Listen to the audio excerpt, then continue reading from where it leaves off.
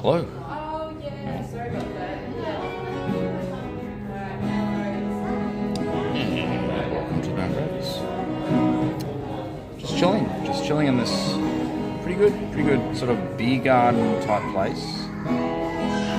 A band or a solo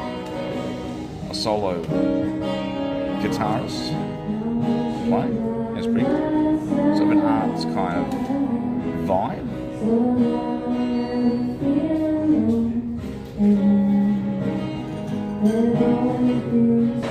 Yeah, so if you're a Ria,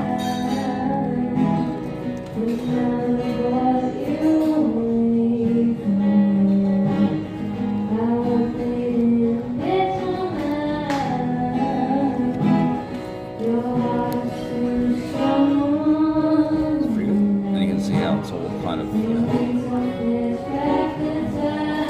kind of art. Yeah, it's pretty good. Even there, see that.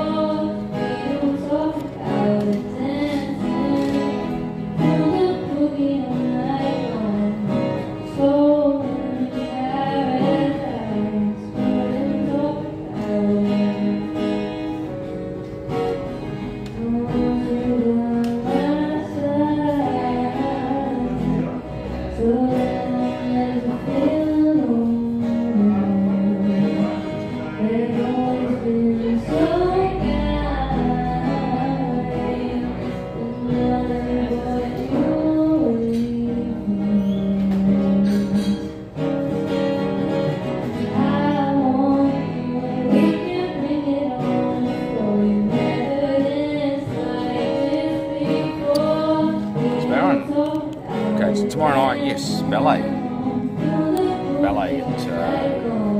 at the Arts Theatre, ages from 3 years old to apparently till 25. So yes, you have to start. You start early these days, the age of 3. Well, actually, Ash Barty started playing tennis at the age of 4. Yeah, she read this whole kind of series, Little Ash, and yeah, there's quite a number of books on Ash Barty, as you would expect. Yeah, I was just in the library. There was even a book on Greta Thunberg, so yeah. And they had the history of Port Lincoln. Founded, I don't know, Matthew Flinders. I'm assuming they got some sort of memorial thing. Matthew Flinders, whenever, I don't know, early 1800s. I don't know. I'd have to. But I guess if you look at the explorers, yes, Captain James Cook, but Matthew Flinders, big name. Bass Strait, was there someone Bass? I don't know. Damn, I don't know. Have a look at the Australian history, and you can find out about Port Lincoln. And so it's, yeah, I mean, Australia in itself is the best, probably, in terms of wildlife. Yeah, it really does dominate. The fact that yes, you have the sharks. You have the great white at Port Lincoln. You have the wild sharks at Exmouth. Sea lions, Port Lincoln, and then New Zealand dolphins, and seals. So if you want to cover the five, I should say, top 5, and yes, also wildlife itself. And of course crocodiles. Yes, crocodiles, but I don't know, you won't be swimming with a crocodile at least. Well, there is Darwin, the Darwin, what's it called? Crocosaurus, bit of a zoo really, in Darwin, but yes, Australia. And you could say, well, what about Africa? Yeah, sure, Africa, but you've got to get to Africa, and it's not that easy travelling around Africa. So that's why Australia. So everyone wants to come to Australia, and I can sort of see why. And then, of course, yes, along the east coast. Okay, taking a quick break. Maybe Barry will take a quick break. Yeah, it's a bit like that with Barron. And then Sunday. So Sunday, yes, the Shark Tour. If I don't see Shark, then Tuesday, the Sea Lions. I was going to say on the tennis front, yes, Nadal retired. So what records was pretty much just 14 French. Pretty much 14 French. In fact, the nearest to 14, it wasn't Novak Djokovic 10 AO. It was actually Margaret Court 11 AO, and no one realises that at all. Yes, because of her comments that Margaret Court made, and that's unfortunate. It was just taken out of perspective. At the end of the day, I mean, think about it. She Margaret Court, she was a Christian, and maybe still is a Christian minister. So there was just no problem at all. It was taken out of context, and no one gives her credit for the 64 slams. Record 24, I guess, equal with Novak Djokovic. Record 21 mixed doubles, and of course the 11 AO, which you could argue, I don't know, maybe Margaret Court, and you can get GOAT out of Margaret Court. I don't know, maybe better than Djokovic, because they're equal on the 24, and Margaret Court has 11 AO compared to Djokovic 10 AO. Now, I mean, at the end of the day, Djokovic, he didn't even qualify for the end of the ATP finals. Is that because he's vegan, or more to the point, you need milk? You need milk or animal milk, cow's milk specifically, because you need your animal fats. And he's vegan. Yes, it's good to be vegan. I mean, if you've ever been being vegan, then of course non-vegan or eating meat. But yeah, it's really, I guess, vegetarian. No mushroom. Mushrooms are not a vegetable anyway, and then ideally no onion, no garlic. So yes, you end up with this kind of Krishna diet, but yes, he needs Novak Djokovic should be really needs to be drinking milk. And now will he win another slam? I don't know, probably not. And if he does win another slam, he will then be the oldest to win a slam on the men's singles, in comparison to Ken Rosewall, number 1, and Roger Federer number 2. So yeah, just the fact that Roger Federer's kind of beaten him on that record just shows his sort of longevity. Now, the other interesting thing is none of the trio, when did they win their first slam? I have to look at that, but yeah, it didn't exactly where. Obviously Michael Chamberlain, the youngest, and even Boris Becker, 17, won Wimbledon, and finished with 6 slams, including three Wimbledon. Boris Becker, so it's pretty interesting stuff. And even in terms of the total number of wins, I don't know. He's only on the 99. Federer 103, and then something like Jimmy Connors 110 or something, because Jimmy Connors played late in his career. So you could argue, do they hold all the records? Well, they don't. They don't hold all the records. Why don't they hold all the records? Because, well, again, Roger Federer was choking. He was choking. He should have won at least 4 more slams. Because 4 slams that occurred in the final, he actually won a high percentage of points on serve. So he choked 4 finals.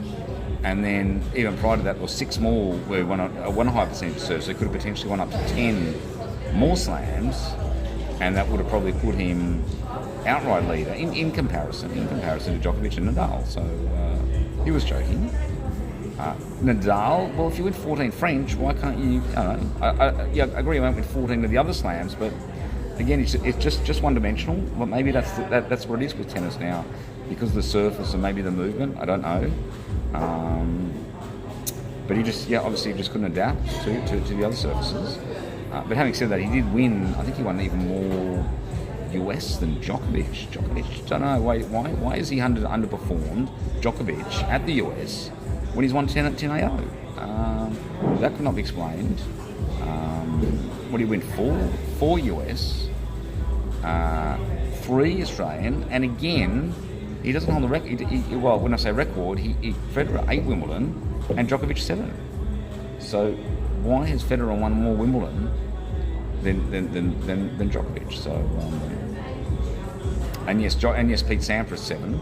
Now William Renshaw. This is very interesting. William Renshaw going back, I don't know, early 1900s or something. Well, he hardly played tennis, and he just dominated. In fact, he won something like 5 consecutive Wimbledon, and then lost the next year, and then I think won the next after that or something. Yeah, so I know this William Renshaw. Just the fact he hardly ever played, he didn't even play that much tennis. And when he did play tennis, he was just kind of winning, or winning Wimbledon more specifically. I don't know. That's interesting stuff, isn't it? I mean, if William Renshaw today played, the likes of a Roger Federer or Pete Sampras, well, who would win? So, could you run the analysis? You could, but you'd need to get all the data. But and do some sort of prediction model based on that. So, yeah. So it's interesting. Yes. Djokovic maybe underperformed at Wimbledon, underperformed at the US. It's impressive. He did win 3 French. In fact, he's the only player to win 3 of every Grand Slam. Federer choking, and Nadal, I don't know, just one dimensional. But he still ended up with 22. But again, he didn't get to the 24. He's won 14 French, so why wouldn't you have more slams than say Djokovic, who are on the 24? And of course, yes, Pete Sampras won 14 total. So Nadal won just as many French as Pete Sampras total. But then again, did Pete Sampras retire too early? Did he retire too early just after winning the US at the age of 32? And yeah, don't know. It could have been then, yes, Sampras v Federer. In fact, the only time Federer and Sampras played was when Federer beat Sampras in the quarter, 7-5 in the 5th set. So, was it the changing of the guard? Don't know exactly. But he did just win the US, Sampras. So, and I don't know. Just watching Sampras on grass, given the fact he was a serve and volleyer, given the fact that he had one of the best, even first serves, but second serve as well. I agree, couldn't hit a backhand, but a topspin backhand that is. But I don't know, maybe you don't need to on grass, so yeah. Okay, so moving forward to 25. Well, yes, you've got Sinner. Sinner just won the ATP finals. But you got Alcaraz. Alcaraz 4 slams. In fact, Alcaraz was won more slams than singles, that is, compared to Ash Barty 3 singles. But Ash Barty, yes, didn't win that doubles. So how old's Alcaraz now? 19. So yes, and his stats do match up with a Djokovic. So yes, moving forward, you would have to say Alcaraz, but I don't know, Sinner. Just won the ATP finals, and of course he won the Australian and won the US. In fact, he beat Djokovic in that Australian. So yes, pretty much Alcaraz v Sinner, I think, going forward into 25. And I don't know, women's, I don't know. Coco Gauff? What's the Coco Gauff? Yes, she won. What'd she win? Wimbledon, was it? She won a slam, yes, I think it was. Yeah, she won a slam. Maybe not performing, I don't know. Maybe not at the level. I have to look at the stats in this, but is she at the level of the, I don't know, who is it? Swiatek? I don't know. I'll have to look at the stats, but yes. So I must admit, Barron doesn't actually follow women's tennis on a daily basis like he does with men's tennis. So. But is there a player like a Serena Williams? I don't think so. Even the stats don't match up. Even with Ash Barty, nowhere near the level of Serena Williams. And I guess that was shown through the 23 slams. But then she made 4 consecutive finals post-baby, but she didn't win that slam. Of course, while she was pregnant, and then had the baby, came back. But no, couldn't win another slam, but did make 4 consecutives. I don't know. It was obviously just maybe the pressure of getting to the 24, but I guess also age obviously is going to play a factor in this. So still, 23. And she did back that up with 16 doubles or 14 doubles, probably with mainly Venus and the 2 mix. So 39 total. And she was overachieved that, I guess, because, again, getting onto a loose cannon or overheating camera again. So, okay, we'll leave it there, I think. And that was the Brum Breaks.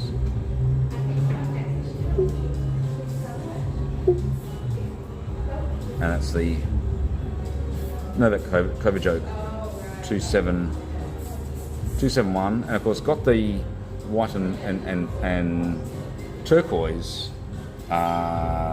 because Barron has a party, end of year party for Zali, Team Zali, and so that's the turquoise and the white for the snow reference. So yeah, makes complete sense, Barron. Okay, I think we'll leave it there. And that was correct.